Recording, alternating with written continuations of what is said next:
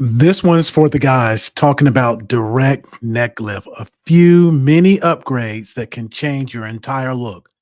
Not everyone's ready for a full facelift, and not every man needs one.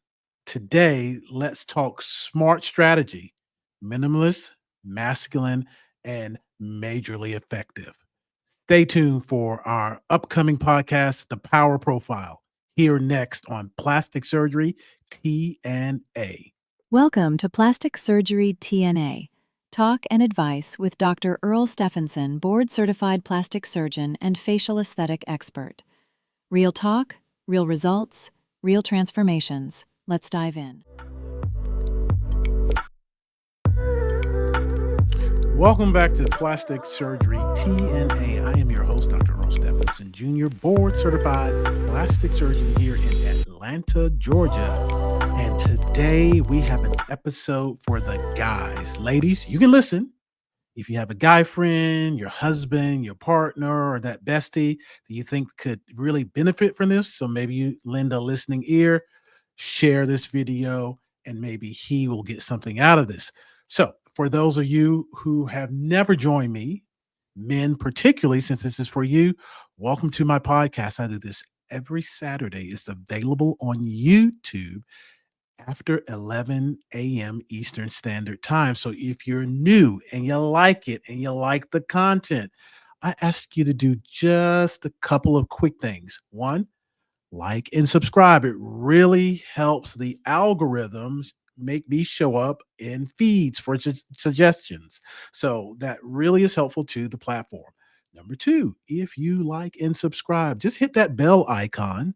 And every time I have a new episode, it will send you a reminder. It may be for you, it may be for a lady friend that's in your life. So it can be helpful in any capacity. So, again, welcome, guys. This one is for you. And we're going to talk about the direct neck lift. A little bit of a tongue twister, but direct neck lift. It targets that gobbler, that loose, saggy skin underneath our chin, and it can really be taken care of and really turn back the clock. So this procedure is isolated. It doesn't really work on the jaws. It doesn't work on the cheeks, but if you really have a full neck and otherwise you're pretty comfortable with your facial appearance, but you just look a little aged in the neck and you don't want to go the full Monty with a facelift, this procedure could be altering, life altering for you. So, how do we do it? It can be done in the office under local anesthetic and a little sedation, or depending on the extent, and if you stack other procedures, which we'll talk about here in a bit, on top of that, for this total profile rejuvenation, then it's probably best served to have that done as an outpatient in one of the surgery centers that I am on staff and part of their staff. So safety is always the key, making sure that you're the right candidate for the right procedure, and not only the right procedure, but the right facility. So, back to what is a direct neck lift. Once you're comfortable, either in my office or in the surgery center, we target this area right here. Men can tolerate a little healthy, longer incision versus women in this area. The reasons why are a couple. One, most men have some sort of facial hair that can cover some portion, if not all of the healed incision. So that's the first thing. Number two, as men, we tend to wear collared shirts that are really buttoned up. Again, if you're in an environment that requires a shirt and tie, which is kind of rare these days, but there are still environments that do so, then you can again hide that healed incision with your shirt and tie. And if you have some type of facial hair, that really minimizes the visibility of that scar. The face, whether you're a man or a woman, tends to heal really well. And I include the neck in the face, so to speak, versus maybe a healed incision on your arm, your tummy, your chest.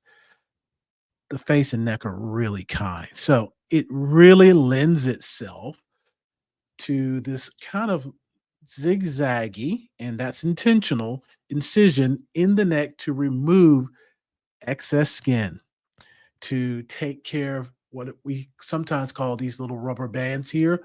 Looks like kind of, a cobra neck, which I've mentioned in other videos before, of muscle called the platysma muscle that runs kind of up and down. And we are able to take care of that, recontour that to give you a shape that is more masculine, more defined right through that incision. And if there's any fat, we judiciously remove any fat so that we can give that area the nice, supple, but masculine contour that is necessary. So, again, this incision is well tolerated. It is a direct incision, and men can handle this better than women. Women tend to wear things that show their décolleté or the neck and upper chest. They tend not to obviously have facial hair, so they can't hide it there. So we have to go to smaller incisions here and a full facelift incision if we really want to improve the neck in isolation. And often we improve the neck and the face at the same time. So, men, this one is really, really specific for you. It's designated for the male anatomy so that you can stay masculine. So, it's a strategy, but not a substitute. And what I really mean by that, I've mentioned facelift a couple of times. This isn't well, we can't do a facelift, so we just do this. It can be a direct strategy. It targets the skin that we want to improve and what you want to improve. It involves that incision and removal of the fat and skin and tightening of that muscle. Uh, it has a modest recovery versus a facelift, which may be minimal 6 weeks. So you're short of that with this type of procedure. Um, it's a targeted rejuvenation. What else can I say? It's very direct and very specific. It's not a backup plan. It can be used as the primary plan. Maybe you don't have a ton of jawling, or you have a little bit of jawling here that still keeps you masculine, but you really have a lot of fullness in your neck, and you don't want to undergo a facelift. We just say, hey, you have minimal jawling here. We really want to target the neck, and this procedure really is the number one procedure in that regard. Now, if you have jawling and you really want to go the full measure or the full way to increase your youthful appearance, then a facelift would be the traditional method. Again, it can be a primary procedure and not just a pinch hit procedure, just because we'd rather do something versus nothing. So it is at the forefront. As I mentioned before, it can be stackable with many enhancements. And what I mean by that, you can have a direct neck lift. And if you have a little too many character lines here on the outside of your eyes that make you look a little tired, or you've got some, really active wrinkling as you express yourself, Botox is a perfect procedure to marry with that. We're not trying to eliminate the wrinkles as you animate. We're just trying to subtly bring them down to, again, keep you masculine and keep you refined. So Botox in the forehead, Botox for the crow's feet, is actually a very nice and a very easy procedure to stack on to a direct neck lift. What we do is 3 points of injection for me, here, here, and here on each side of the outer eye to minimize those active wrinkles. Botox doesn't do anything for standing wrinkles while you're relaxed, whether it's in the eye or the forehead, or sometimes what we call here the glabella. If you just have resting standing lines, Botox is not the answer. But if those resting and standing lines really get deep as you kind of become animated, then Botox can dampen down that response. And so that's why we treat those areas to, again, to increase your power profile. Makes you look more relaxed. It makes you look more rested, and it makes you look more approachable. For our single guys, that's what you want. You want to be more approachable. We can also stack another procedure on top of that. We can take care of droopy upper eyelids. We can also take care of droopy lower eyelids, but most men, in my opinion, can tolerate a little crepiness, a little puffiness of their lower eyelid. The upper eyelid tends to get pretty heavy with the brow. And so I think that is a nice procedure to stack on top of the direct neck lift. And maybe at some point in time during our treatment, whether that's before we actually go to surgery or after, we can include Botox as a stackable treatment. Upper eyelid lift or blepharoplasty takes care of this hooding of the upper eyelid that often kind of comes down over the corner. It can actually diminish your peripheral vision, and it makes you look tired. It makes you look unapproachable. And again, guys in the dating realm, it makes you look old. And no lady wants an old man. They want a mature man. They want a masculine man, but they don't want an old man. So simply removing the upper eyelid skin will help refreshen you and make you look younger. Sometimes we have to take a little bit of fat from this compartment here next to the nose. That's called the nasal fat that kind of gives you that puffiness there. A lot of times I take some of that fat out. Sometimes I just recontour it so it shrinks back. You have a little fat here in the central part of your upper eyelid. Rarely do I take a lot of that out. I redistribute it or replace it in its natural position so that you have a nice anatomy there so it doesn't look hollow, it doesn't look peaked. So we redistribute or replace that fat in its normal or natural position. And out toward the corner of the upper eyelid, there's no fat, but there is the lacrimal gland, which is a gland that helps with tearing. Occasionally, that gland drops down low and gives fullness here. And occasionally, we may tuck it back up to kind of reposition it to take care of the heaviness, not only that's uh, the skin contributes to, but the gland may contribute to as well. So we may tuck that up. So again, a nice treatment combined with your neck lift and combined with some Botox could be really, really, really life altering. So, who's the ideal patient for this? Someone who's, or a man who's in his, let's say, mid 50s to 70s. Good, solid bone structure, um, localized advanced aging of the neck relative to the face. The face looks a little aged, but not as much as the neck. So that's someone who has is a good candidate. Someone who wants, sharp results and moderate downtime. This is not minimal, but it's not a facelift either. So moderate downtime. You know, basically, it can really buy you 5 or 10 years. It really can buy you 5 or 10 years of extending your, I wouldn't say masculinity, but your aura and your youthful presence. If you have severe jawling, along with aged neck, along with really puffy eyes or eyelids, then this is not the procedure for that. We have to make a decision whether you're all in for the face and neck lift with eyelid surgery or you're not. It's really either or. Getting fillers is not going to do it. Don't waste your time if you have advanced aging, sagging of the skin and jaws. It's just a waste of time. Some people say, well, I can do some radio frequency and heat up the collagen and tighten that. Yeah, in people who have modest skin laxity at best or at worst. But if you have severe skin laxity, it's either facelift, neck lift, or nothing. So again, this isn't for someone who has advanced aging of the face and neck. This is for someone who has advanced aging of the neck relative to the face. So very specific. Men aged mid 50s to 70s, puffiness of the upper eyelids, lower eyelids, advanced aging of the neck skin.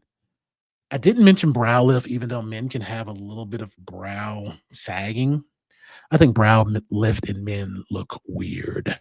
Uh, I think a man, in my opinion, can carry a little lower brow than a woman.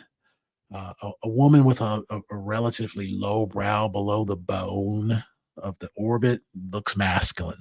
So giving her a little bit of an uplift and with various techniques certainly refreshes that area and certainly feminizes that area.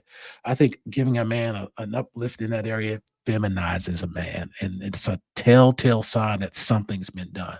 So again, unless it's something egregious where the brow is super low, a man can tolerate a low brow and still have a clean upper eyelid.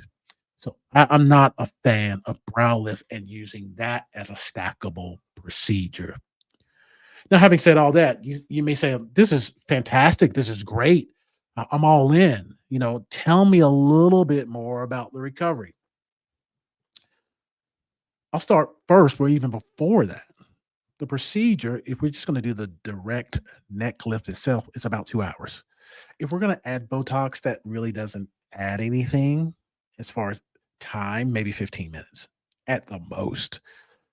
If we're going to add upper eyelid surgery, I wouldn't necessarily do the Botox at the same time. We would add that, and that would probably make the procedure, if we did upper eyelid surgery and a direct neck lift, probably a total of about 3 hours, 15 minutes. And it just depends on the severity of the laxity of the skin of the neck and upper eyelid. But that's a general number as far as the length of procedure. It could be shorter in some people and longer, a tad bit, just a tad bit longer in others. Recovery starts obviously immediately. We get you in dressings and we get you into what we call a facial garment. That facial garment is helpful. It is not the surgery. Let me repeat that. The facial garment is not the surgery. It does not create the contour. It helps support the contour that I've created beneath. So I like to have my clients wear that for 2 weeks straight, 23 hours a day minus shower, taking a shower. After 2 weeks, if all is well, then we try to wear that at night, just again for a little bit additional support, just at night for 2 weeks. And that should be it. Of course, you're going to have some swelling. Of course, you're going to have some bruising. For my clients, I like to start them on arnica and bromelain, usually about 3 days before, and usually carrying that treatment for about 5 days afterwards. That really, in my opinion, dramatically reduces the potential bruising and swelling. Doesn't eliminate it, but certainly reduces it. You should be able to go back to work if you don't really care about the facial garment. You can go back to work in 3 or 4 days. If you really care, you want to take a little vacation, go back to work in about 10 to 14 days. The incision heals well. It undergoes its ugly duckling phase, just like any incision. It's a little red, it's a little raised, but with time, it flattens, it shrinks, it refines itself. And at about a month, I usually make a really critical judgment whether we need to help it along or the body will just carry us all the way to the finish line, which is about a year. But at a month, I may make the decision to have you add some silicone gel that is easy to apply. It does have sunscreen, and that silicone gel, that medical grade silicone gel, puts just a little pressure on that healing incision to make it level, subtle, and you know, I hate the word to use the word invisible, but you know, reduces its perception. So I may recommend that. A lot of times, as I said before, the face and neck are very kind and very favorable for healing, and the body just may take care of that and heal that incision very nicely. And we just have to exercise a measure of patience.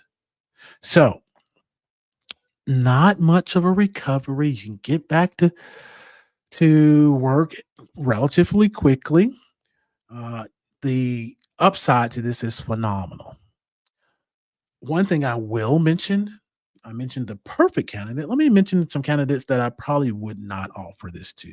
And the ones that come to mind, because we have a lot of men and women for that matter, but we're focusing on you guys, the smoke. I will not do this on a smoker. We're just not going to do it. It's just not worth the risk. So if you smoke, it's not worth the risk for you. It's not worth the risk for me.